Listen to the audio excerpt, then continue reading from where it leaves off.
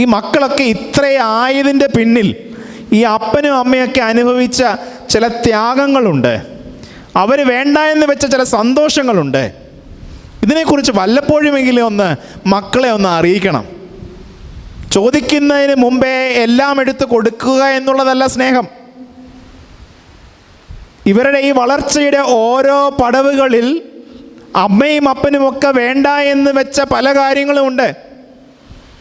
അതിനെക്കുറിച്ചൊക്കെയുള്ള ചില ഓർമ്മകൾ അവർക്ക് കൊടുക്കേണ്ടത് ആവശ്യം തന്നെയാണ്.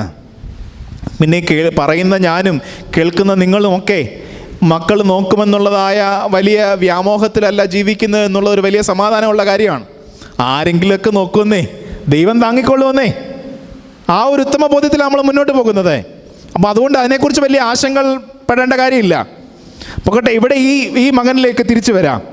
ഈ ഇളയ മകൻ അവൻ്റെ ഉത്തരവാദിത്തത്തിൽ നിന്നും കൂടിയാണ് ഓടി